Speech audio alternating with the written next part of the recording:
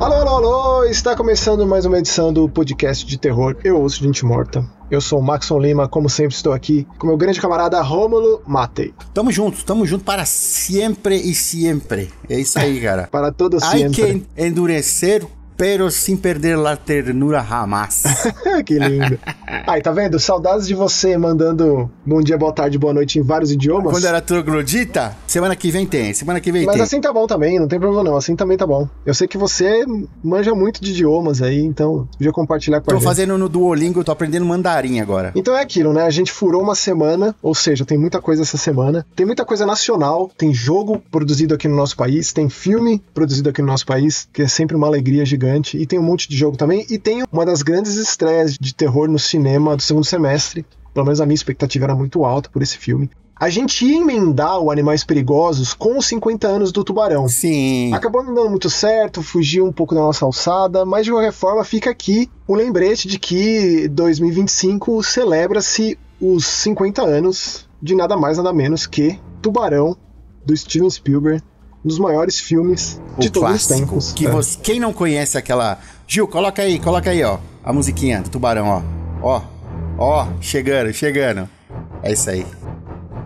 Eu diria que essa música, mãos dadas à música do Psicose, são as duas grandes sinfonias, melodias. OST, Original Soundtracks. Digo, essa faixa, esse trecho é muito icônico. Mas também tem Halloween, hein? Então, é isso que eu ia dizer. No meu gosto particular, o Halloween é o número 1. No meu gosto particular, o Exorcista é o número 1. É que o Exorcista ainda vem uma música de um disco, né? Do Michael Field, o Tubular Bells. Eu dei pro meu tio de aniversário esse disco. Foi difícil achar. Um salve pro tio. Meu tio maravilhoso. Um beijo pra você, tio. Então, de qualquer forma, tá aqui. 50 anos de Tubarão. Tem um documentário sobre... Tem mais de um, mas esse ano, excepcionalmente, foi lançado um especificamente sobre isso, celebrando tudo isso, com muitas entrevistas, muitas cenas de bastidores. Esse não é o primeiro filme do Steven Spielberg, mas com certeza foi o filme que catapultou Steven Spielberg pro estrelato infinito do cinema de todos os tempos da história da humanidade. Até hoje, se você assiste esse filme, o impacto é, assim, astronômico. Pelo menos pra mim. Eu assisto esse negócio, eu fico arrepiado em diversas cenas.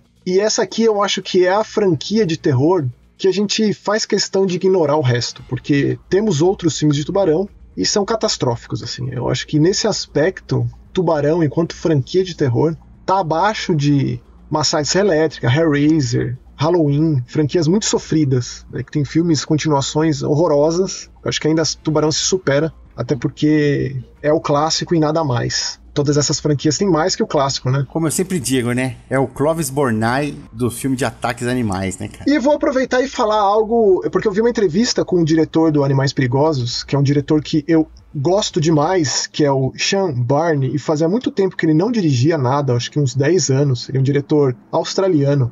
Ou seja, a galera da Austrália sabe muito fazer filme de ataque animal, mas eu não diria que animais perigosos... Os caras moram lá no país lá que tem os bichos mais perigosos. Eles têm propriedade, né? Lugar de fala. Eu li uma entrevista dele que ele cita especificamente Tubarão, do Spielberg, evidentemente, e eu falo mais sobre isso quando a gente for falar do Animais Perigosos. Depois, eu queria começar lembrando de algo. A gente falou no Eu Ouço Gente Morta já faz um tempinho, no começo do ano, mais especificamente, de um jogo de terror chinês chamado Karma The Dark World, que tem um subtítulo nacional, Mundo Sombrio. Ele foi lançado originalmente para o PlayStation 5 e para o PC. A gente falou no Eu Ouço Gente Morta 106. E agora, recentemente, foi lançado no Xbox Series. Então, é uma menção importante, porque é um jogo de terror bem grande. Grande, eu digo, grandes valores de produção, muito investimento aqui, publicado pela Wired Productions. E é um jogo muito esquisito também. Quando eu paro para pensar nele, eu não consegui montar esse quebra-cabeça muito bem. Mas foi uma experiência que ficou em mim justamente pela sua esquisitice e também pelo fotorrealismo dos seus gráficos.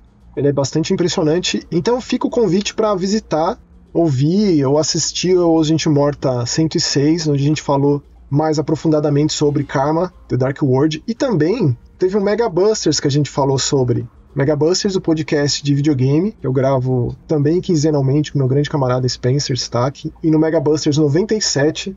a gente falou sobre karma. Tem muito isso, viu, Rômulo? A gente puxa uma coisa da outra. Lá no Mega Busters eu falo muito do Gente Morta também. É a ponte. Eu acho que faz sentido. Eu gosto. E agora você traz a caveirinha que eu tava com saudade, hein, Rômulo? Pô, fazia tempo. Primeiramente, queria agradecer, né? Mais uma vez, eu já fiz um vídeo lá no Instagram. Agradecer, fiz um videozinho de unboxing. Aquela edição Mambembe, né?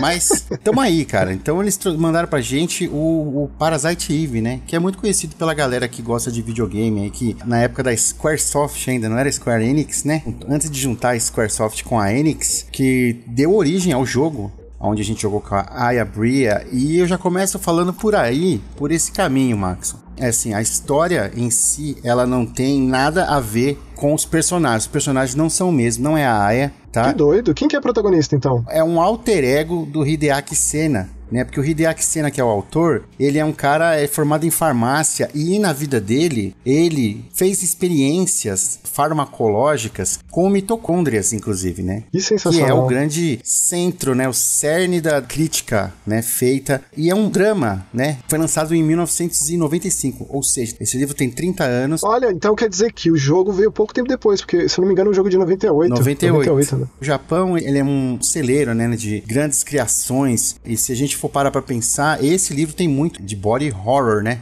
Porque tem as mutações que tem no jogo. Ah, mas o jogo também. O jogo também. Aquela primeira cinemática do rato se transformando é bastante. É muito maravilhoso. É um dos inimigos centrais do jogo. Eu lembro que na época a gente fez o review na Gamers. Pô, eu vou te falar, Rômulo, eu terminei esse jogo com a Gamers, porque eu joguei o piratão japonês, que demorava pra sair o jogo em inglês. E eu, quando bati o olho nisso aqui, eu fiquei apaixonado por esse jogo. Apaixonado pelo traço, pela Yoko Shimomura, compositora, o Tetsuya Nomura, que é o desenhista, né? E eu tenho aqui autografado pelo Takashi Tokita. Ou seja, o diretor do Chrono Trigger dirigiu o Parasite Eve. E quando ele veio pro Brasil, recentemente, eu levei o meu Parasite Eve e ele autografou. No encarte tem a foto de todo mundo, né? Do Sakaguchi, que foi o produtor. E aí a Yoko Shimomura vem no Brasil esse ano. Eu vou tentar o autógrafo dela pra completar o meu álbum de figurinha lá. Imagina todo mundo autografando, depois pega do Tetsuya Nomura e do Sakaguchi. Imagina o negócio. Você tá tipo o Fabão, né, meu? Ô, louco, meu. Tá de brincadeira. Então, cara, foi um jogo que realmente marcou. Eu lembro que a gente estava acostumado com a Square ali, não tinha esses RPGs atuais, né? Porque era um RPG contemporâneo. Ou era fantasia medieval ou era sci-fi. E só pra fechar o que eu tinha dito, Rômulo, eu citei a Gamers porque a Gamers traduzia edição a edição o jogo do japonês. Então eu esperava sair a Gamers pra poder não só avançar o jogo, toda a tradução de tudo, poder entender, né? Então eu ficava ali avidamente esperando toda a tradução do negócio, os menus, as armas. Muito obrigado. Saber que a gente tá aqui junto agora, tantos anos depois, e você foi um dos responsáveis por isso, pra mim, assim, é um presente que eu não consigo pôr em palavras. Eu lembro que o Fabão tava no colegial, mano. Tava terminando o colegial, mano. Nós dois, né?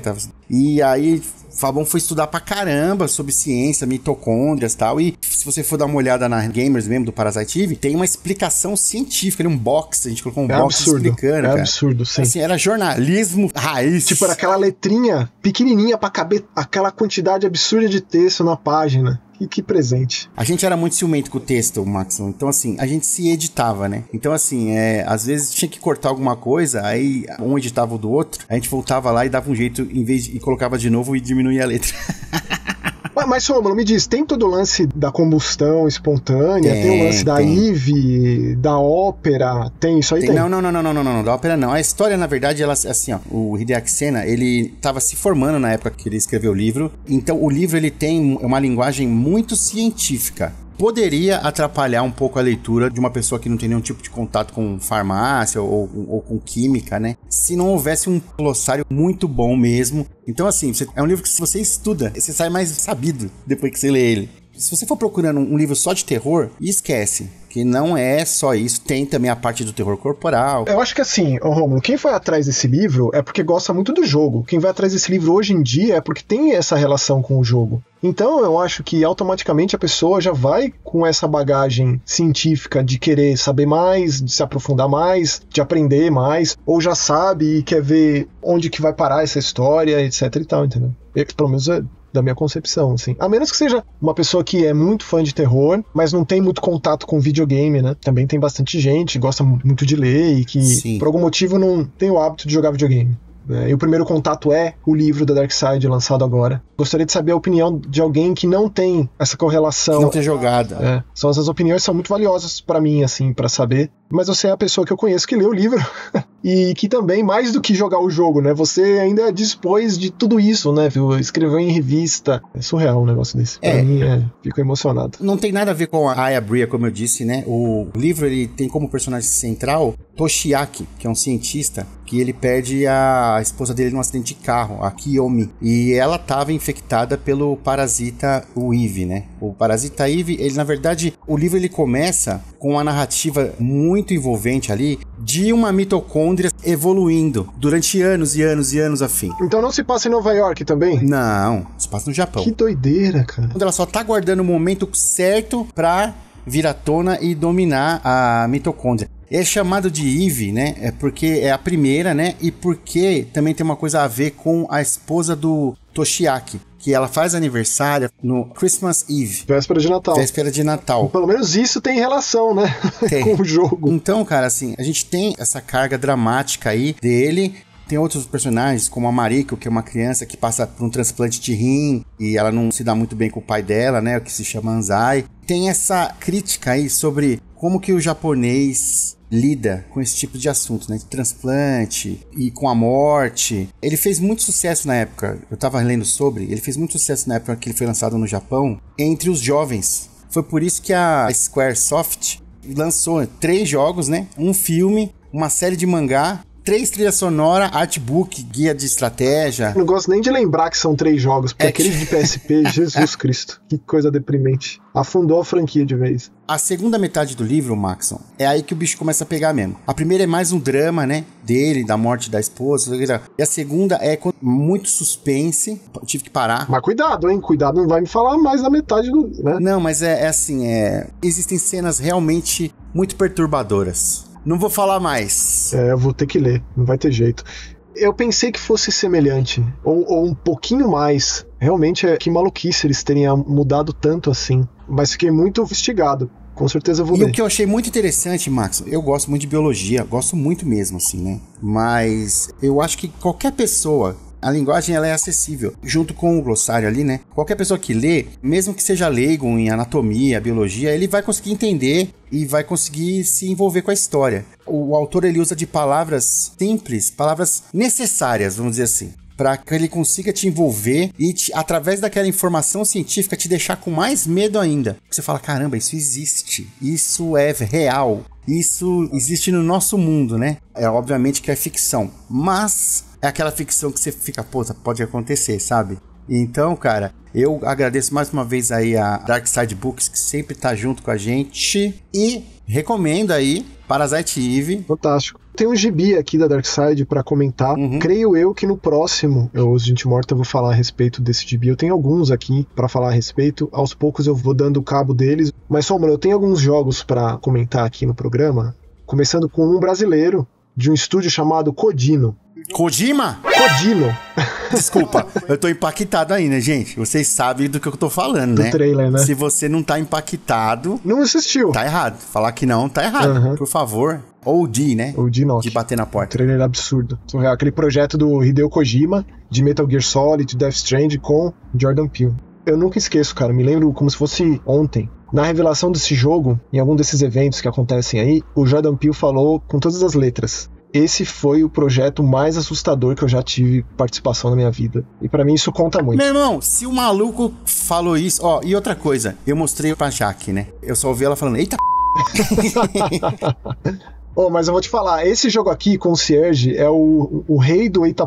Não acredito. Porque ele pega o formato de Adventure, point and click clássico, e ele traz toda a envelopada lintiana, absolutamente em todos os sentidos possíveis e imagináveis. E eu tive esse contato com o diretor do jogo. O cara respondeu as minhas mensagens, a gente trocou ideia, a gente trocou bastante ideia no próprio Steam, mas ele respondeu os meus e-mails, o Ian. Tanto que agora, antes de eu falar um pouco mais sobre o Concierge, que até o momento está disponível só no Steam, você vai ouvir aí uma mensagem do diretor do jogo, juntamente com o Lucas, que também participou do projeto na produção do jogo.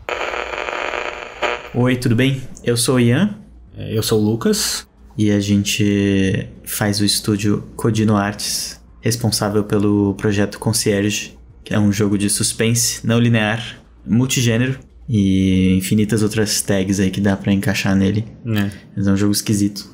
Bom, obrigado aí pro Maxon por essa oportunidade pra gente falar do nosso jogo. Acho que é melhor a gente começar falando um pouco qual a proposta dele, né? Da onde surgiu a ideia de Concierge? Eu e o Lucas, a gente sempre fica procurando uns jogos diferentes pra jogar, assim, que a gente não sabe o que exatamente vai ser. Porque tem muito jogo de suspense, tem muito jogo de mistério aí, mas principalmente assim, na era da internet, né, que a gente tá, vamos dizer. Dificilmente a gente não sabe exatamente o que a gente tá comprando, sabe? Porque se a gente vê uma parada assim, é um jogo disso com isso, sabe? Depois de muito tempo jogando e consumindo muita forma de mídia, começa a ficar muito óbvio o que tá acontecendo, né? E você perde a sensação de surpresa. É meio um cinismo, sabe? Não sei. Como a gente gosta bastante de mix de mídia, a gente é bem multidisciplinar, né? Aliás, a gente nem falou o que a gente faz, né? Eu sou o lead dev, eu faço a programação e a trilha e o sound design, e eu escrevo, alguns dizem. E eu faço toda a arte. E o Lucas é o responsável por o motivo que o jogo é bom e bonito. É bem assim. E a gente tem bastante gosto diverso, assim, não só inspirado no terror e muito suspense, né? Mais até do que terror pra gente, né? Tipo um David Lynch, assim, até Cronenberg talvez é mais, Nós dois somos bem cagões, na verdade. Que é curioso admitir aqui, mas... Então a gente queria combinar, assim, essas predileções muito diversas e fazer um jogo de mistério que a gente gostaria de achar, assim, e falar, tipo, cara, a gente não entendeu muito bem o que isso aqui, mas parece ser interessante. Não só em termos de história, mas em termos de mecânica, sabe? Você não sabe exatamente o que esse jogo vai te trazer. Qual que vai ser a próxima coisa que vai acontecer, assim, te deixar sempre atento, ansioso pra descobrir qual que é o próximo twist que vai aparecer, qual que é a próxima surpresa que o jogo vai jogar pra você. Eu acho que é bem interessante. Tem uns filmes que causam essa sensação, acho que a gente já teve isso fora de jogo também, é uma coisa que a gente busca e tenta replicar no jogo, né? E já que tipo, assim, queria seguir o meio também, né? Porque tem muito jogo que faz muitas coisas interessantes narrativamente. Em termos de, tipo, tem momentos icônicos, assim, narrativos, mas, tipo, em termos de mecânicas é mais difícil você achar uma experimentação muito grande, assim, tipo, tanto que grandes inspirações pra gente são os jogos que tem umas mecânicas completamente irreverentes, mas que não são só gimmicks, assim, sabe? Tipo, jogo Who's Lila, né? Sim. Um jogo russo de terror muito legal, que você controla o rosto do personagem e tudo do jogo você interage dessa forma, entendeu? E tipo, ele não é o jogo mais assustador, mas ele recontextualiza, entendeu? Tudo que você faz no jogo, ele vem através do contexto desse jeito de você interagir, e a gente queria passar uma mensagem emocional e narrativa que tem a ver também com a mecânica, né? E não fazer uma coisa que é só visualmente bonita, né? Tipo, e esse negócio de, assim, respeitar a intuição do jogador, assim, a curiosidade é também uma coisa que a gente queria bastante, porque tem muito jogo de suspense por aí que tem uma narrativa maravilhosa e é super tenso, mas você sabe exatamente, tipo, o ritmo dele, entendeu? O ritmo dele não surpreende. Não tem mistério, eles seguem quase com uma estrutura de filme também, assim, né? Um ato 2, ato 1, ato 2, ato 3... Você sabe quando que vai acontecer uma coisa, sabe quando que tá vindo o seu clímax, tem uma certa coisa ali, mas a gente queria algo diferente, né? A gente pensou em fazer um jogo não linear porque eu acho que dá bastante liberdade pro jogador, um senso de exploração bem mais forte, assim, de você, tipo, você não sabe exatamente o que você tá fazendo, mas você tem essa vontade de descobrir por conta própria e não, tipo, você tá no trilho ali, você só quer saber o que acontece na história, por isso que você tá... quase como colocar o jogador no papel de personagem principal de um filme. Exatamente. Você tem que... Ele é o personagem, ele não tá assistindo alguém resolver o mistério, ele tem que resolver o mistério pra entender a história. E combinando com isso, a gente decidiu fazer um jogo bem pessoal, né? Tipo, sim. Acho que tem muitas das nossas inseguranças como pessoas e artistas sobre a morte e essas coisas estão presentes na narrativa. Sobre arte, desejos e tá tudo dentro do jogo. É um jogo que evoluiu através dos anos bastante, assim, ele cresceu com a gente não teve... Assim, não é uma surpresa, provavelmente, porque se você já viu quão esquisito ele é. A gente não teve uma ideia do concierge, assim, tipo, um belo dia eu só acordei e eu sabia o que ia ser exatamente. Essa vai ser a mecânica, esse vai ser o jogo, esse é o looping, vão adorar. Não, cresceu assim de uma ideia, foi pra outra, saiu de uma ideia de um bairro pra uma ideia de um prédio só, pra acabar em um hotel com só 6 quartos e começar com uma coisa de um escopo muito maior e terminar com uma história bem mais intimista. Teve toda uma evolução de projeto conforme talvez as nossas necessidades também como criador, às vezes de limitações técnicas. Uma mistura de tudo, eu acho que chegou no onde precisava chegar. A gente foi guiando o navio, assim. A gente foi crescendo, né, também junto com o projeto, a gente tá tanto tempo fazendo essa coisa.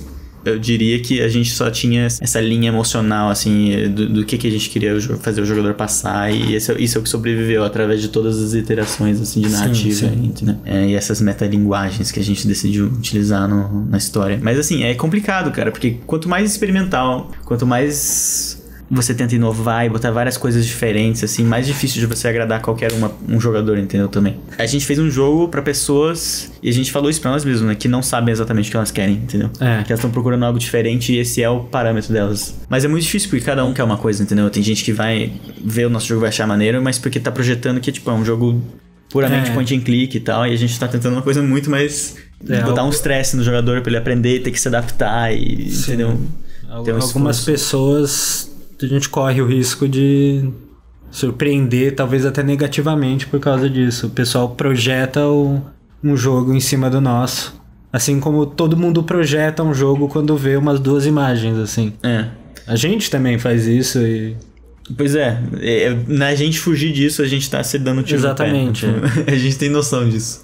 E não dá pra você prever também, né? Tipo, é muito difícil você balancear um jogo que tem platformer lá dentro, assim, não vou dar muito spoiler, mas tem umas partes que precisam um pouco mais de precisão no mouse, tem umas partes que são mais quebra-cabeça, assim, de você parar e pensar e tentar resolver, assim, pensar fora da caixa. Assim, de certa forma foi um sucesso, porque cada um que jogou o nosso jogo teve impressões completamente diferentes, gostou muito de partes diferentes. Cada um gosta mais de um, tem mais dificuldade com o outro, é bem diverso, assim...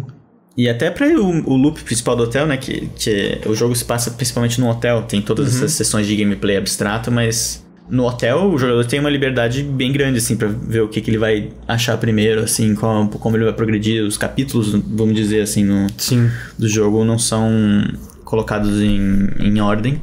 E, assim, é mais difícil até de fazer a gente descobriu, né? Tem muitas interdependências, né, mais na história.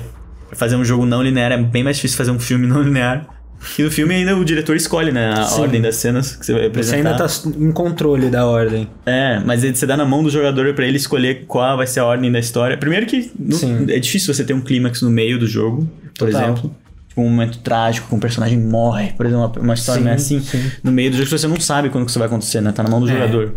Então você tem que fragmentar, isso é muito diferente. E até que até a empresa enorme falha nisso, né? A Nintendo no Tears of the Kingdom tem gente que ficou brava com isso. Eu senti um pouco disso. E na hora que eu senti isso, que eu tava tipo, pô, eu não achei que foi apresentado muito bem, essas cutscenes meio repetitivas, mas aí eu pensei, putz, é porque você pode pegar em qualquer ordem, eles tentaram cobrir qualquer buraco ali, tentaram jogar muito safe e acabou ficando meio... difuso, né? Repetitivo. Eles repetiam muita informação com medo do jogador encontrar uma coisa antes ou depois e ficar perdido. Eles não queriam isso. Então eles colocaram umas cutscenes mais simples, repetiram quase que a mesma história em todas. Tem isso também, do jogador se perder. E é um jogo que eu amo, mas eu entendi o porquê eles fizeram isso. Jogaram safe ali e não sei se estavam errados, né? Mas... a gente tem a luxúria de ter um pouquinho mais de... Não luxúria, né? Eu queria ser a Nintendo, mas... Vou ter acesso à conta bancária deles. Ou equipe de advogados, enfim. Mas... a gente pode experimentar um pouco mais, né, com o nível de dificuldade pra não deixar as pessoas ficarem muito perdidas, mas a gente precisou iterar muito e a gente já tá melhorando algumas coisas em termos de balanço, não só do gameplay, de uma das partes diferentes. Por exemplo, o platforming, acho que tá muito difícil, assim, pra nossa audiência. Apesar nos playtests, né, nos resultados variados. Pra não deixar as pessoas perdidas, não saber o que fazer próximo, sabe? Se você não dá um quest marker, você não fala, tipo... Ou você não bota isso num corredor, que é tipo... Sabe? Você tá nessa parte do jogo... O hotel tá ali quase que inteiro liberado desde o início, entendeu? As pessoas estão acostumadas a ter um pouco mais de luz ali, mas... A gente fez, eu acho que o nosso melhor pra não precisar muito disso e o jogador sentir que ele tá descobrindo tudo mesmo. Cada pequeno clique. Desde a primeira chave que ele encontra no quarto. É uma coisa assim que a gente não quer falar nada. Desde a primeira coisa ali, você tem que entender que você tá por você mesmo ali. A gente... esse negócio de fazer jogo com pouco texto, pouco tutorial no caso, né? Não pouco texto. É complicado. A gente teve que iterar bastante no design, assim, e ainda tem um pouco que melhorar em algumas partes, mas a gente não queria em nenhum momento falar diretamente com o jogador nesse sentido de... faça isso. Aperte o botão direito para fechar não sei o que. Tipo, a gente queria que no máximo apareça uma imagem de um mouse pra você entender o que você tem que fazer. Sim, recontextualizar os controles, né? A gente fez só clique esquerdo, clique direito e o resto você vai entendendo ali como que você usa o mouse também, como que você... Qual é a lógica dos quebra-cabeças do jogo. Obviamente a gente botou um telefone que você pode ligar pra pedir dica, pra pedir ajuda se você estiver preso, assim, porque ajuda na quest principal, assim. Eu acho que até agora deu certo, né? A recepção tem sido, assim, divisiva, talvez, pra algumas pessoas.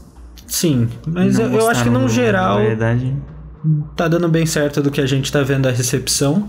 E é muito divertido ver todo mundo jogando, porque cada um joga de um jeito completamente diferente, faz as coisas numa ordem totalmente diferente, chega a conclusões diferentes. Tem quebra-cabeça que a gente fala, nossa, esse é um dos mais difíceis do jogo e a pessoa, tipo, conseguiu fazer. Resolve como um dos primeiros também. É bem interessante ver como cada pessoa questiona diferente o que é apresentado pra eles.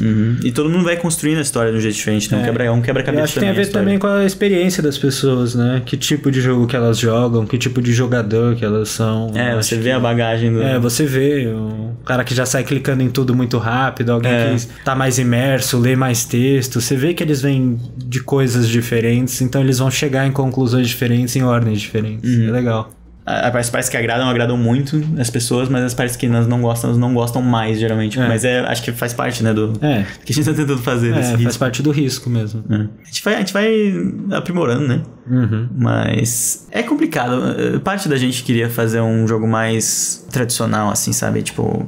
Assim, esse com certeza foi o último jogo desse tipo que a gente vai fazer na nossa vida, porque é um momento muito específico na nossa vida que a gente tá aprendendo também. A gente aprendeu muita coisa, a gente trabalhou com muita gente.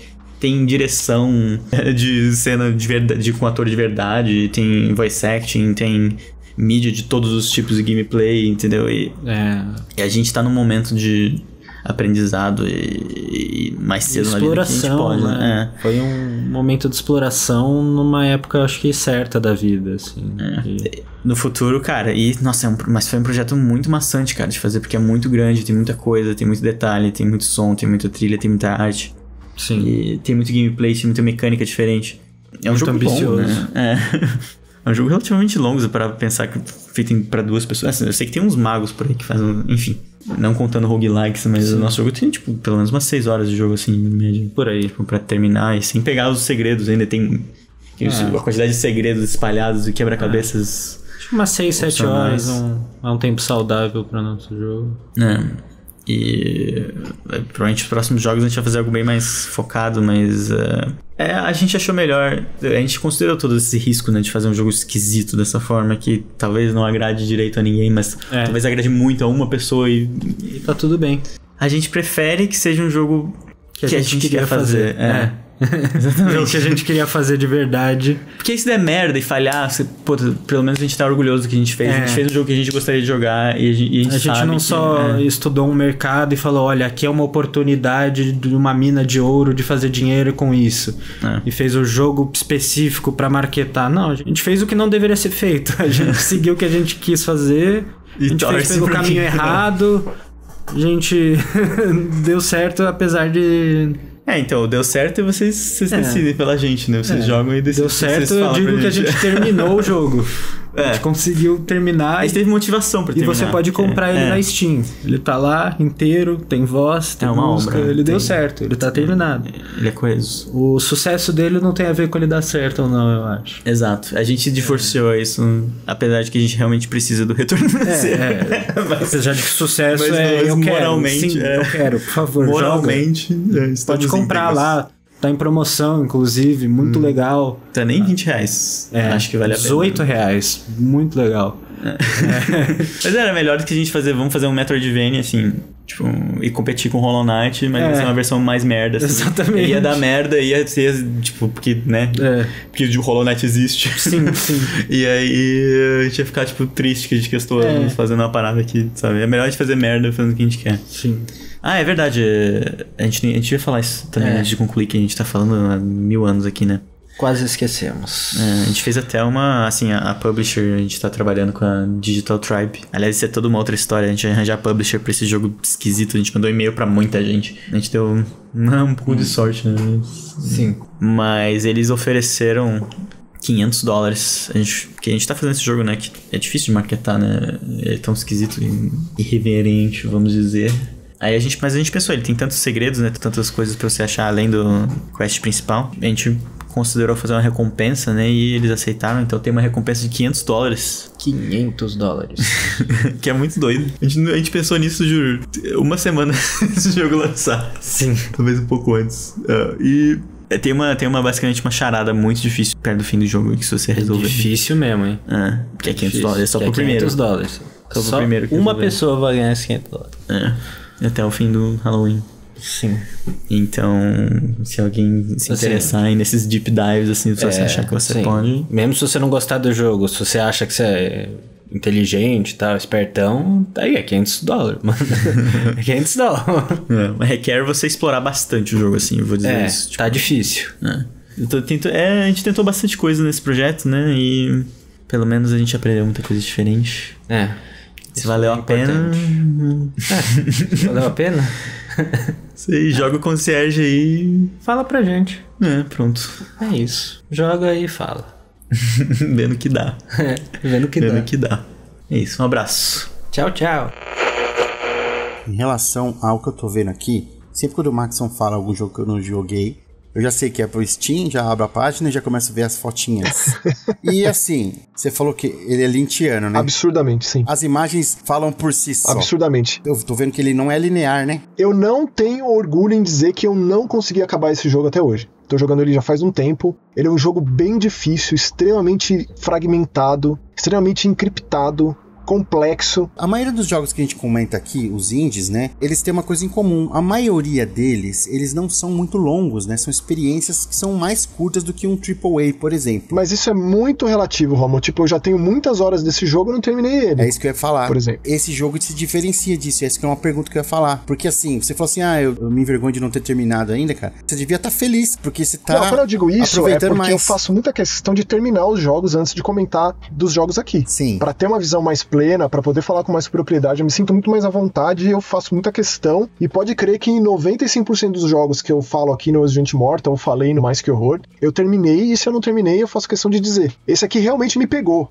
Me deixou batendo cabeça muitas vezes. Então a gente joga com um sujeito de certa idade, um senhor ali, que acorda em um hotel. É um réio. O concierge vem justamente de um recepcionista de hotel. E esse hotel, ele tá isolado por uma nevasca. Ou seja, a pessoa não consegue sair de lá. E você aos poucos percebe, quando você sai desse seu quarto, onde o personagem desperta, que não tem ninguém nesse hotel. Ele tá meio que abandonado, ao mesmo tempo que tá funcional. Mas por que você tá lá? Existe um zelador ali, que é a pessoa que você interage, eventualmente você encontra por essa pessoa. Que é o concierge. Nesses 4 andares do hotel, existe um terraço, o primeiro andar, segundo andar e o porão. De uma maneira até certo ponto livre, você transita por esses espaços. E o lance é, você precisa descobrir o que aconteceu com esses outros hóspedes. Onde eles foram parar, o que aconteceu. Então acaba sendo que cada uma dos cômodos dos quartos te leva para um outro mundo que você tem acesso através de uma câmera, uma filmadora antiga. Como se fosse uma Panasonic das antigas. Você aperta um botão, no caso o botão direito do mouse, e você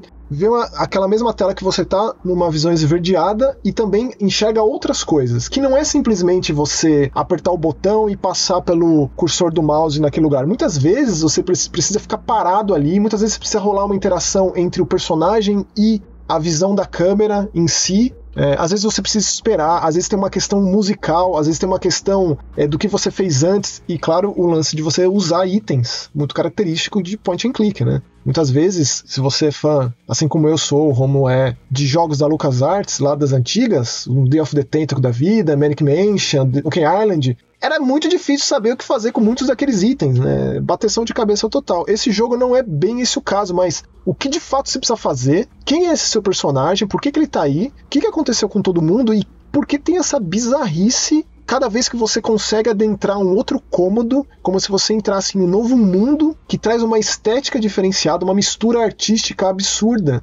Inclusive com imagens em FMV antigas, estilos de pintura, é uma coisa maluca na mistura. Aí você me pegou, hein? Aliás, cara, queria mandar um salve aí pro pessoal da Able Gamers, maravilhoso o evento, que a gente tava vendo lá sobre o Crisálida, né? E parecia que tinha algumas imagens em full motion ali, cara. Cara, full motion me pega, Sim, cara. Ele também tem isso. Traz muitas lembranças do Sega CD ali, saca? Cara, eu amo, só queria dizer isso. Pode crer que existem obras de terror em específico, indies, que estão explorando muito bem esse formato que lá no começo, metade dos anos 1990, era tido como o futuro da mídia. Isso aqui vai revolucionar tudo, né? Trazer os atores para participarem dos filmes, fotodigitalizar as coisas, digitalizar o negócio. E é legal que isso está sendo trazido de volta, ainda mais por produções tão experimentais, tão ousadas e corajosas. E o Concierge com certeza entra nisso. Esse jogo aqui é um espetáculo. E aí ele traz uns minigames, não só tem essa mudança estética,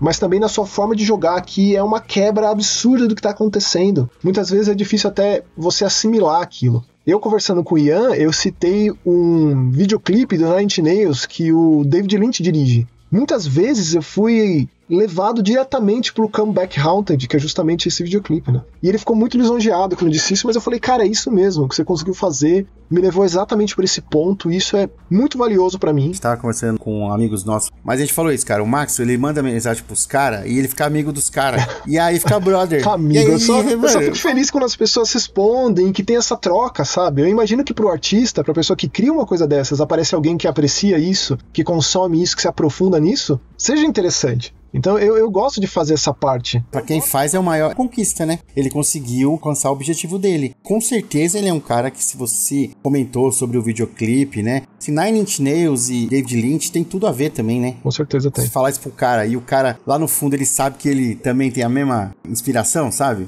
Então é isso, minha mais alta recomendação ao jogo brasileiro do estúdio Codino, Concierge, disponível no Steam. Espero que chegue a outras plataformas, porque eu sempre sou daquela ideia de que mais pessoas precisam experimentar isso aqui, e enquanto mais plataformas, mais pessoas têm acesso. Então, altíssimo nível. Parabéns ao estúdio Codino, Concierge, me pegou de jeito. O que me pegou foi esse nome aí. Quando você mandou um Codino, eu achava que era quase Kojima. Eu falei, meu Deus. Ô Rômulo, você tá familiarizado com aquele conceito de jogo que você caça anomalias? Você já ouviu falar disso? Não, peraí. Como assim? É isso mesmo. É um formato, um subgênero de videogame, de terror, mas também não necessariamente que você, dentro de um conceito cíclico, ou seja, Playable Teaser também está inserido nessa ideia.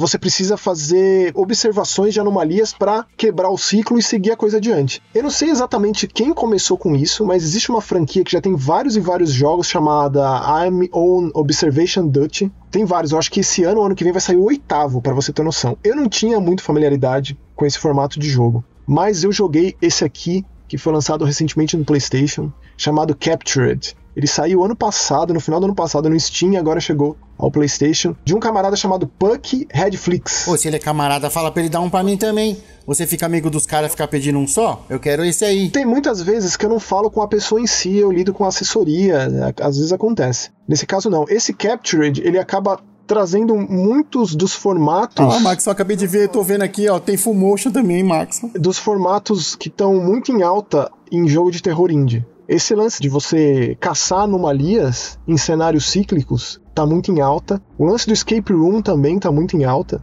O lance do formato de câmera de mão, simulando estética de VHS. Aqui no caso a gente joga com um adolescente, que ele descobriu que no quarto dele, quando ele acende e apaga a luz em determinada hora, ele consegue observar uma criatura em cima do armário. Então já começa muito assustador esse negócio. Daí ele pega a câmera de mão para tentar filmar aquilo e provar que de fato aquilo tá acontecendo. Daí que o jogo começa. Então você tem acesso a todos os cômodos de uma casa. Começa no quarto do moleque, depois você vai pro corredor, aí tem banheiro, escritório, sala de estar, sala de jantar, uma casa comum. O que você precisa fazer é encontrar anomalias nessa casa. que vão de coisas muito banais, tipo a televisão sumiu, a coisas bizarras, do tipo tem uma privada no meio do corredor, a coisas muito assustadoras. Sofá no teto. Absurdamente assustadoras. E daí você, encontrando essas anomalias, você precisa também classificar essas anomalias, do tipo, isso aqui é um objeto que tá fora do lugar, isso aqui é um eletrônico que tá funcionando errado, isso aqui tem água aqui, tipo, tá chovendo no meio da sala. Como assim? Você tem que meio que catalogar isso aí, pra você conseguir ir pro próximo ciclo. Senão, você recomeça o jogo. Você saindo da sala de estar pro corredor que você sabe que você tá preso nesse ciclo, você recomeça. Então essa é uma das dificuldades desse jogo. Aí você vai abrindo novos níveis de dificuldade. Tem continue ou tipo, você tá no último parte do jogo, você se ferrou, você volta pro começo? Depende do modo de jogo que você tá jogando. Se você tá no modo normal, depois você vai pro modo pesadelo, modo insano, que te traz, inclusive... Aí tem uns checkpoints. Uma barra de insanidade. O personagem vai ficando maluco e vai ficando visualmente cheio de ruído na imagem da câmera. Vai escalonando as dificuldades. Mas o que é a parte mais crítica e mais difícil desse jogo? Existem criaturas que te perseguem e te matam. E você precisa se comportar de acordo quando cada uma delas aparece. E assim, altos sustos. Sustos genuínos de petrificar você no lugar, por mais que essas criaturas sejam algo mais infantiloide. É tipo um bicho de pelúcia, ou um bicho... Vai na linha Five Nights at Freddy's, que tantos Finding Frank, Bending the Ink Machine, até o My Friendly Neighborhood, tantos jogos de terror muito bons, que colocam ali nos seus monstros essas figuras Vila Sésamo, só que monstruosas. Muppet Babies, só que monstruosas. É tipo isso aqui. E é muito assustador, cara. É macabro demais. E se eles te pegam, já era. Começa tudo de novo. Num dos modos de jogo, você falou pra mim isso aí de continue, quando você perde a anomalia, você vai tentar fechar o ciclo e você deixou pra trás alguma anomalia, uma criatura tenta fazer um acordo com você. É uma voz muito macabra, como se fosse a voz de um demônio sussurrando dentro da sua cabeça. E fala, vamos fazer um acordo? E aí aparecem opções pra você. E é tudo, tem a sorte e tem o revés, pra tudo. Então aí você tem que ver ali se vale a pena. Mas cara, que jogo. Tem legenda, dublado? Ele tem voz, ele tem texto em português brasileiro, sim. Até porque esse lance de você categorizar as anomalias é importante. É também dos momentos difíceis, né? Às vezes o negócio tá muito intenso ali e você precisa fazer isso e é tudo em tempo real. Então esse jogo foi muito tenso, Rômulo. Tem safe room? Não tem nada disso. É só essa coisa cíclica. Ele é minimalista esse jogo, absurdamente minimalista. E o Captured 2 foi anunciado. Como é que é o nome do brother que fez o jogo aí? Buck Redflix. Inclusive, quando você termina o jogo, tem um monte de agradecimento dele pros familiares, amigos, comunidade, só por conta dessas pessoas o jogo existe, é possível. Mas isso aqui, cara, é um jogo muito bem feito, assim. Muito bem feito de alguém que consumiu muito esse tipo de jogo e fez um lance desse. Pede um jogo desse pro Buck. Você tem que jogar o Chronos primeiro. Já acabou o Chronos? Ainda não acabei, porque eu parei, né? Nós falamos lá, mas... Deixa eu só fechar essa ideia de jogo de anomalia, cíclica e tal, porque, cara, existe um jogo indie de anomalia, muito famoso, chamado Exit 8. Esse jogo saiu em todas as plataformas, e esse jogo tem um filme, Roman. Um filme japonês adaptou um jogo indie e chama Exit 8. Tem um filme disso aí, cara, que saiu no Japão até o momento, fez um sucesso lá no Japão, no cinema. E eu espero que venha pra cá. Eu não joguei esse jogo ainda, porque eu tava esperando um lançamento oficial aqui pra fazer o pacote completo, né? Mas esse é um dos jogos de anomalia que fez muito sucesso. Um que fez muito sucesso, que é recente, chama Cabin Factory, que você precisa analisar as clássicas cabanas de filmes de terror, pra ver se ela tá mal assombrada ou não. Então, assim, é um formato muito rico esse de anomalia. Esse Exit 8 é no metrô, tô vendo aqui. Você lembra aqueles irmãos japoneses do Shillas Art, que eu vivia comentando dos jogos deles aqui? Pois é, eles também têm um jogo de anomalia que se passa, se eu não me engano, é num metrô, dentro de um metrô, se eu não me engano. Eu acho assustador essa metrô. Chama Shinkansen Zero. Então o Shillas Art também entrou nessa. Eu não joguei esse jogo ainda, eu tô devendo um Shillas Art, faz tempo que eu não jogo. Mas, cara, fica aqui a minha mais alta recomendação pro Captured, porque pode ser a porta de entrada pra esse formato de jogo. Eu quero muito. E outra coisa, além de ser anomalia, de ser escape room, ele também é espaço liminar. Os liminal spaces, que a gente comenta tanto, que é das creepypastas mais prolíferas para jogo de terror, também está inserido aqui nesse jogo, e isso traz momentos perturbadores de você abrir aquilo que era o quarto dos seus pais, e na real você vai parar, prefiro nem dizer onde. E no meio disso tem um bicho ali que te fala só, olha pro outro lado. E se você não faz isso, ele te destroça. Cara, o Mr. Blue é o pior. Porque você tá lá, é super tenso a respiração do menino, você com a câmera, aquele barulho antigo de VHS. De repente você só ouve isso aqui, ó. Vindo pra cima de você. Rapaz, você petrifica na hora, assim. E aí ele te mata. O lance você precisa fechar a porta. Você precisa se esconder em algum lugar e fechar a porta. Então cada criatura, são 4, se eu não me engano. Cada uma delas você precisa se comportar de acordo, senão morte na hora. Ô Marcos, vou fazer um protesto aqui, tá? Eu falei pra você descolar um capture com o seu amigo Puck Redflix. E você falou que não nem minha mãe fala. Eu falei com a assessoria. Que nem minha mãe falava pra mim, você não vai comer o doce se você não terminar de comer a comida. Eu não terminei de jogar o Cronos, entendeu? Mas pode ver. Mas não pode fazer os dois? Pode fazer os dois, filhão. Então, se você puder fazer essa gentileza pro seu irmão aqui, irmãozinho aqui, vou agradecer. Tá bom, você vai misturar a canjica com o macarrão com salsicha, é isso? Não, porque eu não sou selvagem, essa é a Jaqueline. Eu vou contar uma rapidão da Jaqueline. Jaqueline, uma vez a gente voltou de um show, quando tava acabando ainda e tal, ela tinha tomado uma e ela tava com muita fome.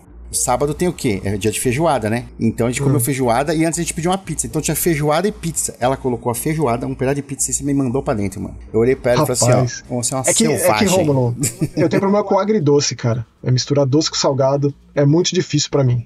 Mas tem filme de terror nacional agora, hein, Rômulo? Tem filme de terror nacional e vou dizer pra você, tá? Eu gosto muito dessa atriz aí, que acho que é a principal, que é a Clara Castanho. A gente tá falando aqui de filme nacional de terror, de bruxona, que se chama Apanhador de Almas. Que estreou no cinema, inclusive, hein? Eu vi bastante divulgado em rede social. É claro que eu sou muito público disso, então é fácil me achar nesse aspecto, mas em rede social, que a propaganda tá cada vez mais intensa, eu vi muitas propagandas desse filme e não vi como costuma acontecer em condução da vida, em metrô, transporte público da vida, que costuma se divulgar também isso, né? Não vi, mas em rede social eu vi que o negócio estava intenso e fiquei feliz. Isso aqui é um filme muito independente, extremamente simples na proposta, com um elenco que, além da Clara Castanho, que eu sempre vou lembrar dela por Rá-Tim-Bum, por Castelo Rá-Tim-Bum, né? A Clara Castanho, a personagem dela chama Emília, né? Ela com outras amigas ali vão se encontrar com uma bruxa. Elas querem ensinamentos, receber conhecimento a respeito de bruxaria numa casa isolada no meio do mato, às vésperas de um eclipse solar. E essa bruxa é ninguém menos que a Angela Deep, que se você se lembra de Castelo Rá-Tim-Bum, você vai se lembrar da Angela Deep, que ela fez a Penélope, a repórter. Então foi muito legal ver ela fazendo uma personagem muito dúbia, muito ambígua, a gente não sabe as intenções reais dela o tempo inteiro no filme todo. E como eu comentei, é um filme bastante independente que se passa basicamente nessa casa. Não conhecia a dupla de diretores, que é o Fernando Alonso e Nelson Botter Jr. Então, por mais que ele tenha uma proposta bastante simples, eu acho que na atuação delas e no lance claustrofóbico que o filme passa, ele consegue te prender ali do começo ao fim. Pelo menos funcionou pra mim nesse aspecto. Né? Eu tenho algumas críticas pra fazer a respeito de roteiro, assim. Eu também. Eu não gosto muito quando tem o clichê da turminha de amiga, que tem uma mais louquinha. São todos estereótipos, Exatamente, estereótipos. Viciada em rede social, a mais estudiosa, é bem estereotipado, sim. Tem uma menina no filme, que é a Duda Reis, que ela era, acho que é influencer, né? E ela, a estreia dela no cinema, ela que é a patricinha blogueira lá, né? Ela que tem aparecido mais pra divulgar o filme, porque ela tem, tipo, 10 milhões de seguidores no Instagram, assim. É uma Cara, ela é extremamente famosa. Gigante. E ela é uma das protagonistas do filme, sim. E ela faz ela mesma, né? Se for pra ver, né? Porque ela... Assim, ô Rômulo, eu também tenho problema com o roteiro. É um roteiro muito simplista, muito simplificado, muito superficial. E eu acho que, dado isso, as atrizes ali, elas exploraram o máximo possível. Tirou leite de pedra, você tá querendo dizer isso? Exatamente, porque nesse aspecto, com uns planos extremamente pouco inspirados, muito paisagistas e enfadonhos, porque poderia de fato ser algo muito claustrofóbico. Mas dá o plot. O plot é esse. Esse grupo de amigas está indo visitar a personagem da Angela Deep, que é a Rhea, que é essa bruxona manjadora vivendo no meio do mato, numa baita casa no meio do mato, às vésperas de um eclipse solar. E elas querem aprender, elas estão indo lá justamente para aprender mais com ela. E assim, de novo, é o roteiro que pega, porque existe ali uma revolta com o que está acontecendo no meio do ritual e que decisões são tomadas de maneira muito efêmera, assim, de maneira muito de súbito, assim, sabe? E eu não consegui acompanhar muito a linha de raciocínio de algumas das personagens. E quando o filme ele tenta tomar umas proporções um tanto quanto cósmicas, também acaba pegando um pouco, porque, de novo, é um filme extremamente independente, e eu acho louvável esse filme estar no cinema.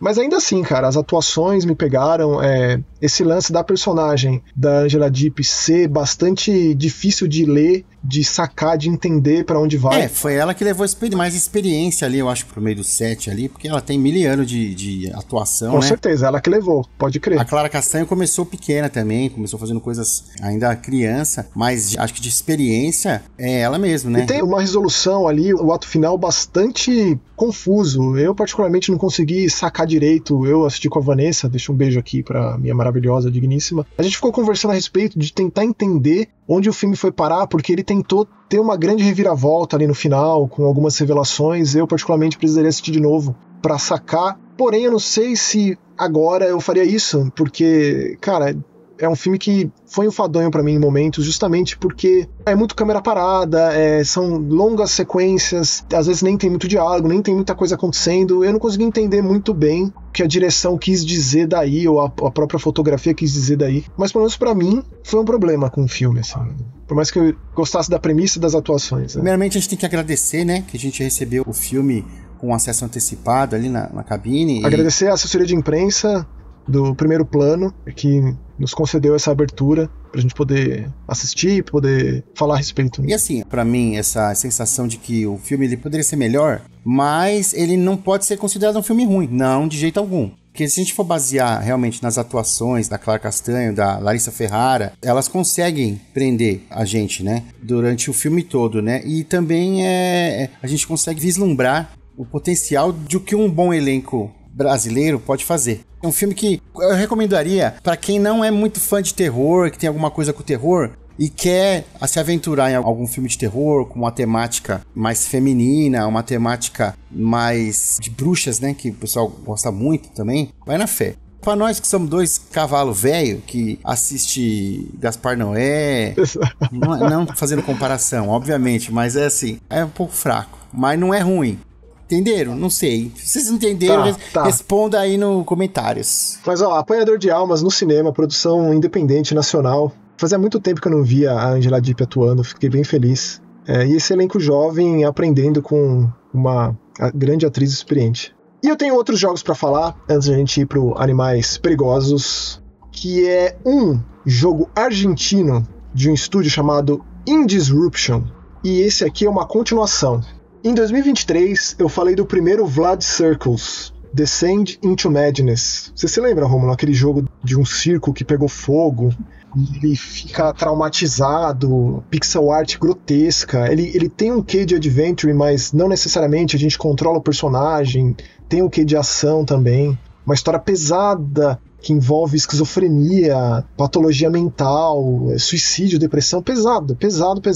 E aí eles anunciaram a continuação, lançada recentemente em todas as plataformas, chamada Vlad Circles Curse of Asmodeus. Ah lá, começou os diabinhos de Salomão aí. Então, cara, quando coloca Asmodeus no meio, eu pensei, não tinha nada de religioso, de satânico, de profano, de goetia, de nada disso no jogo original. E esse aqui, cara, vai muito fundo nessa temática. Muito fundo, porque a história gira em torno de dois momentos diferentes numa linha cronológica. A gente joga com um personagem chamado Joseph, que ele é o irmão do Vlad, do fundador do circo. E ele foi culpado por ter tacado fogo no circo. E esse cara foi pra cadeira elétrica. Ele foi condenado, foi morto. E aí a gente joga com esse personagem. Quando eu vi que era isso a história, eu pensei, como assim, né? Aí tem essas duas linhas. Tem tipo uma contagem regressiva da catástrofe, que é justamente esse dia que pega fogo no circo. E o fato desse personagem não ter morrido na cadeira elétrica. O começo do jogo é ele sobrevivendo num lugar de descarte de cadáveres, logo depois de ele ter passado por isso.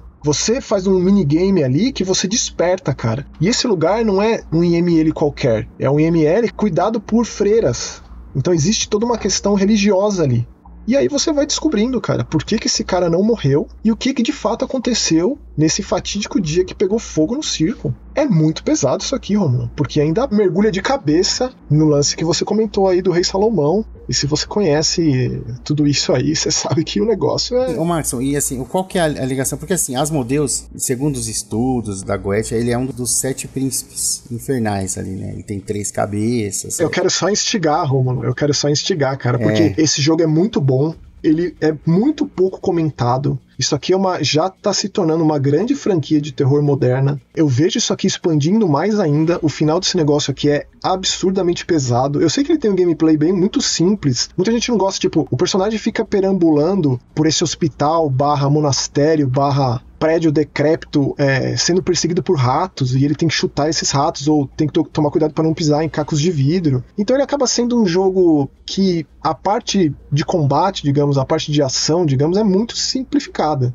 O lance é você encontrar itens, resolver quebra-cabeças, tem alguns complexos e tal, e tem esse lance de voltar no tempo e contar essa história desse personagem, que era um cara com muito problema com álcool, que brigou com o irmão enxotou ele do circo, ele brigou com todo mundo do circo, inclusive com o personagem protagonista do primeiro Vlad Circus, que era o palhaço, né, o palhaço Oliver Mills. Então assim, cara, eu acho que expandiu enormemente toda a mitologia de Vlad Circus, esse jogo novo. Talvez eu goste mais do gameplay do primeiro, mas o que isso aqui fez em questão de história e como se aprofundou nessa questão de demonologia, religiosa e tal, é muito impressionante. E espero que esse estúdio... Eu tô vendo que tem até pra Switch, meu. Tá 60 pila pra Switch. Todas as plataformas, infelizmente o texto não é traduzido pro nosso idioma. Então tem texto em espanhol, francês, alemão, inglês, mas infelizmente não português brasileiro, e o texto é muito imprescindível, assim, a história é muito importante, e tem citações do livro do Rei Salomão. A chave menor? Chave menor? Tem tudo, cara, tem várias,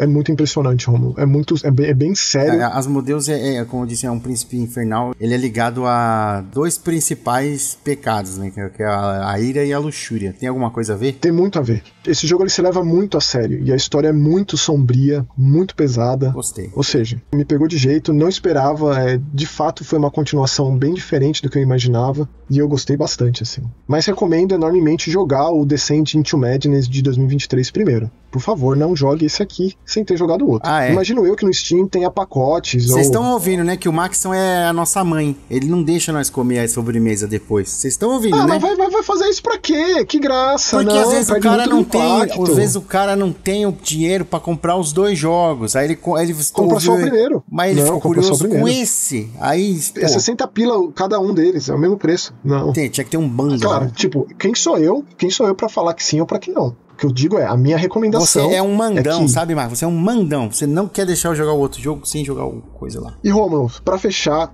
meu último jogo desse programa aqui... Dig. No, I'm Not a Human. Eu fiquei, assim, vidrado nesse jogo já pelo nome. Normalmente jogo de videogame tem uns nomes meio sem graça, meio genérico, mas No, I'm Not a Human me pegou muito, de um estúdio chamado Trioscas, da distribuidora Critical Reflex. Critical Reflex é uma distribuidora fantástica, vale muito a pena ir atrás do que esses caras fazem. Eu falei de outros jogos deles aqui, como por exemplo o Mouthwashing, e vou falar de outros mais pra frente. Tá aí um dos próximos programas um jogo chamado Eclipsium, mas esse No I'm Not a Human, ele é um produto de alguém que viveu intensamente a epidemia e que transformou essa vivência, essa experiência terrível em um jogo de terror igualmente terrível e bastante particular. Então a gente joga um personagem que vive ali numa casa e ele acorda um dia e algo aconteceu com o sol, que a temperatura subiu vertiginosamente, a ponto de que mal é possível ficar à luz do sol. Mal é possível sair de casa de dia. 50 graus, 60 graus. É um absurdo. Mas muito pior que isso. Começaram a sair seres da Terra, como se fossem intraterrenos, que tomam a forma de seres humanos. Teoria de conspiração isso aí, intraterrenos, hein? Então o que você precisa fazer é, a pessoa que bate na tua porta pedindo ajuda, pedindo comida, pedindo um teto à noite, e aí, você vai deixar ela entrar ou não? A regra é clara, Maxson. Não, óbvio que não. Mas se tiver com sua família. Você mora sozinho, não tem família, não tem nada, é só você. Você vai checando a sua casa e você vai descobrindo que tem um passado aí, tanto com pais, tanto quanto com cônjuge. Então, existe isso. Tem como você explorar isso também. Você, isolado nessa casa, você pode tentar encontrar uma estação de rádio que você consegue um número de telefone, que você consegue ligar para um supermercado e pedir alguma coisa, ou então pela própria TV que ainda funciona. Pela própria TV você tem um noticiário que diz os visitantes, eles têm os dentes muito brancos, muito perfeitos, então eles não conseguem copiar as pessoas de uma maneira muito... Nós estamos vivendo nessa época, então, com os dentão da Globo, as lentes de dentes. Então esses visitantes, eles têm isso. Então você deixa a pessoa entrar, você conversa com essa pessoa, interage com ela e pede pra você dar uma olhada no dente dela. Aí depois você vai descobrindo mais coisas. Essas pessoas não têm pelo na axila, essas pessoas têm a mão toda suja, essas pessoas têm os olhos muito avermelhados. Tudo isso você tem que fazer nesses testes com as pessoas. E o que você pode fazer com uma pessoa que você julga ser um visitante e não uma pessoa normal? Você pode dar um tiro na cabeça dessa pessoa, cara. Então são essas decisões que você vai tomando constantemente, e aí você descobre que estar sozinho na sua casa é um problema muito sério, caso você seja como o Rômulo aí, que não vai deixar ninguém entrar, evidentemente. Claro que não. Mas o jogo, ele gira em torno disso, é o ciclo da coisa. Então você acorda, você tem lá umas barrinhas de energia, né? Que você precisa realizar ações que você se cansa para você poder ir dormir. Entre essas ações é fazer justamente essa análise nas pessoas para descobrir ou não que elas são um visitante, ligar para alguém. Eu descobri muito do passado do protagonista, porque quando eu tava tentando encontrar uma estação de rádio, tinha um número de um disque roleta, que conectava com uma pessoa aleatória pra vocês se falarem. O chat amizade. Disque amizade antigo. Tipo isso. E aí você pode descobrir muito do passado do seu personagem, que você que vai montando, porque é você que escolhe as respostas. Ou você pode não falar nada também. E você, aí à noite, quando você acorda, que as pessoas começam a aparecer, porque só não consegue mais fazer nada no sol, você olha pelas janelas da sua casa para descobrir o que está acontecendo nos arredores. Que maravilha, viu? Que maravilha a gente ter umas experiências tão bizarras, tão perturbadoras. E se eu pudesse classificar os jogos de uma forma aqui, esse aqui foi o jogo que me deu pesadelo, porque eu sonhei com gente batendo na minha porta aqui na minha casa, e eu olhando pelo olho mágico. Cara, isso aqui é algo, viu? Isso aqui é uma experiência, é algo. Eu acho que tem que ter uma certa parcimônia, tem que ter um certo cuidado com as temáticas que esse jogo aborda de uma maneira extremamente explícita, mas ainda assim, pela experiência... Só pra Steam? Só pra Steam. Não sei se vai chegar para outras plataformas, mas isso aqui me pegou de jeito, assim. Eu fico me sentindo felizardo, no sentido de poder avaliar, me aprofundar, analisar, compartilhar essas experiências de terror aqui que eu faço no Gente Morta, cara, porque é realmente algo pra mim isso. É uma necessidade muito grande que eu tenho depois de jogar um negócio desse. É algo pra nós, né? E pros ouvintes passar aí. Pra frente. Porra. Passar pra frente de compartilhar, porque esse aqui é barra pesada. Esse jogo aqui, na proposta, na execução, um gameplay simples, mas extremamente funcional, extremamente perturbador esse negócio. Desde a trilha sonora, até mesmo o visual das pessoas, o que vai acontecendo. No, I'm Not a Human. Fiquei muito curioso. Ficou, cara, né? A minha intenção é sempre dar uma instigada. E eu tento fazer isso com você, né, Rômulo? Então, se funciona, então funciona. Se deu certo, se você me diz isso, então... Queria muitos, mas acho que é só Steam mesmo. Só Steam. E vamos pro último assunto? Animais perigosos. Animais perigosos aí, meu irmão. Maxon, premissa boa, gosto muito.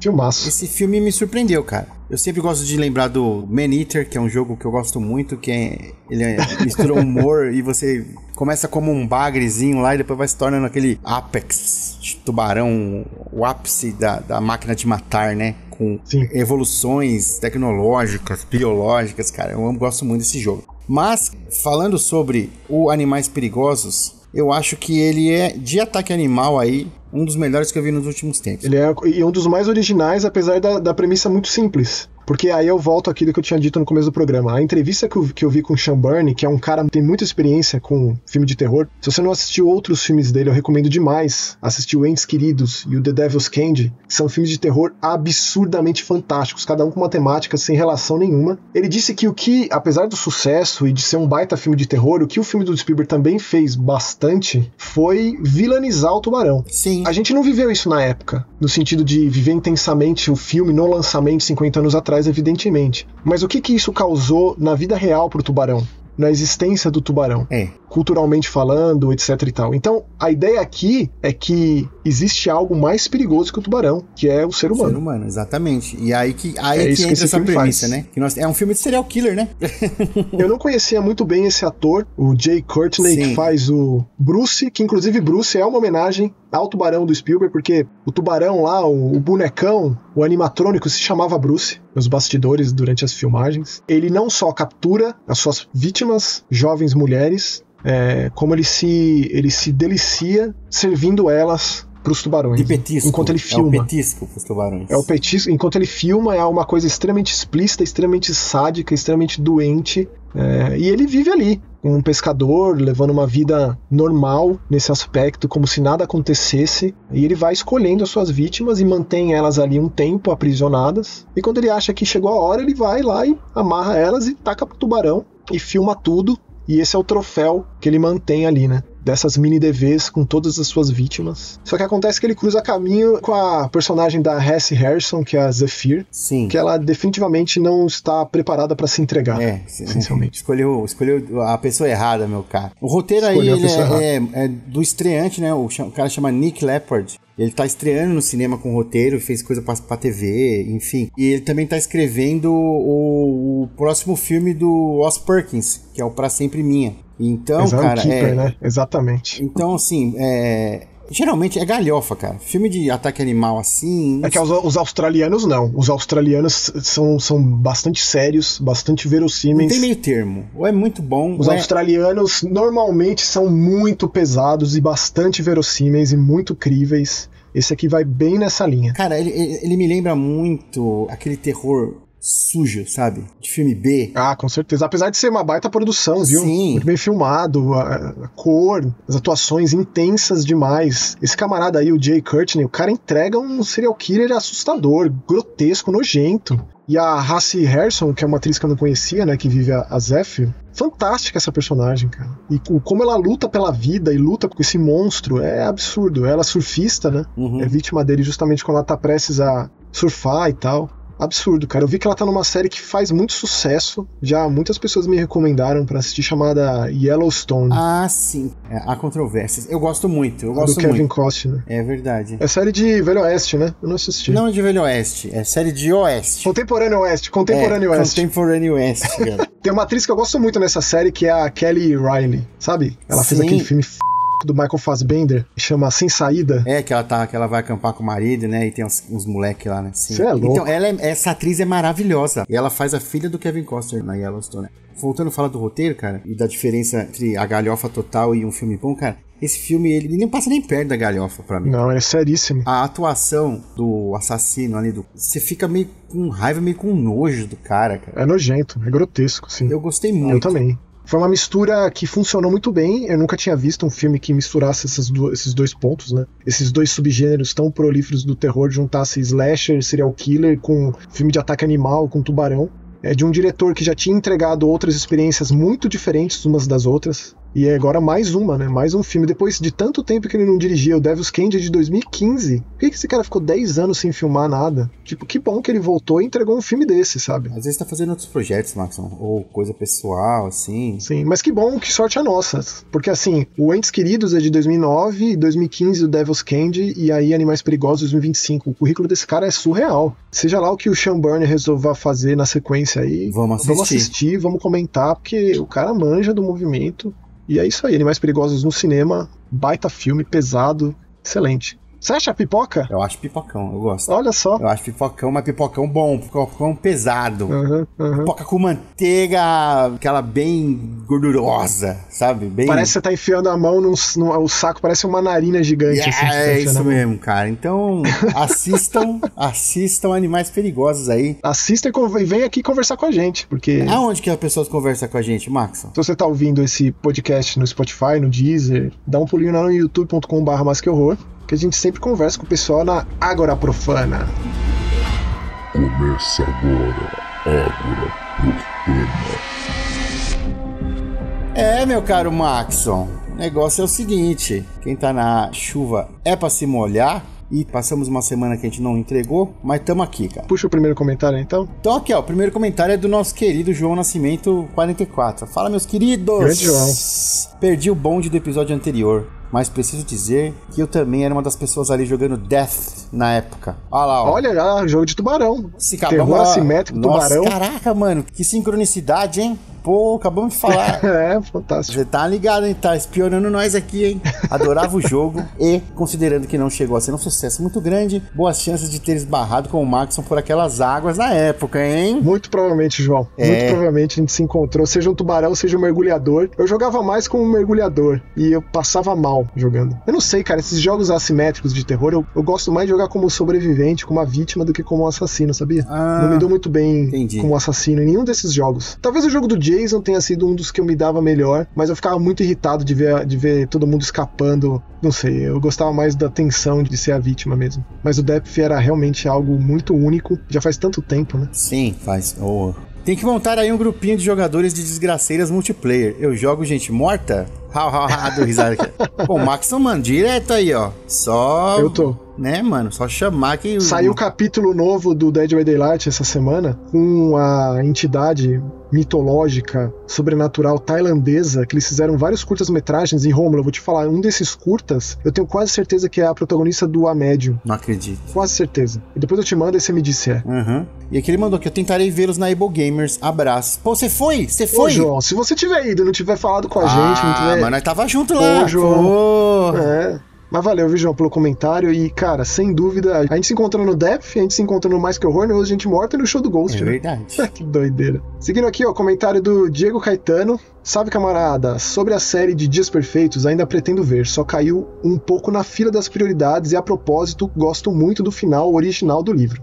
Que legal que vocês falaram sobre natureza violenta, foi um dos meus favoritos do ano passado. A cena que envolve uma praticante de yoga é absurda de boa, realmente. Eu acho que é a morte número 1 do filme. Vi 2 filmes do Kiyoshi Kurosawa, Cura, que gostei muito, e Pulse, que não me pegou tanto. Curioso que fui pra esse filme com uma expectativa muito alta e acabei não curtindo. Fiquei até com uma síndrome de espectador impostor, se é que isso existe. Já aconteceu com vocês isso? De não gostar de alguma obra que é muito bem falada e acabar se sentindo meio mal, se perguntando se o problema tá com vocês? Cara, mas eu vou te falar, esse lance de todo mundo gostar das mesmas coisas não funciona, não existe uma coisa dessa. A gente é meio que ilusão que rede social acaba fazendo nesse aspecto. É verdade. A parte mais interessante é você discordar, debater, trazer pontos de vista diferentes, porque mesmo sem você gostar, eu acho que vale deixar o gosto de lado muitas vezes, que não tem tanta importância perto do que aquela obra causou ali na sociedade, historicamente, o que ela representa, qual que foi a ideologia, por que ela foi concebida. Eu acho que gosto pessoal é uma coisa. Você ir atrás da obra do Kiyoshi Kurosawa e por que é importante, por que tem impacto, etc e tal, é outra coisa. Então dá pra se levar isso numa coexistência extremamente saudável e sadia, assim, sabe? Sim, Eu ia falar que gosto é que nem bunda, né? Cada um quer a sua, mas é verdade. Aí o Diego continua aqui, ó. A respeito dos especiais de melhores filmes de terror por décadas, façam. Por hoje é isso, abraços e até a próxima. Esse lance dos especiais realmente funcionam. Eu, particularmente, gosto muito das franquias. Dos especiais das franquias, né? A gente fez o do Jason, que é um dos nossos episódios mais ouvidos. E vamos fazer aí a promessa de que em novembro a gente vai fazer de Hora do Pesadelo. A gente já fez de Evil Dead, já fez de Hellraiser, Massacre de Serra Elétrica. Então a gente vai fazendo aos poucos assim. Quem sabe a gente também não faça de década. Mas eu particularmente gosto mais das franquias mesmo. Mas obrigado pelo comentário, viu, Diego? Diego, sempre aí abrilhantando. Muito.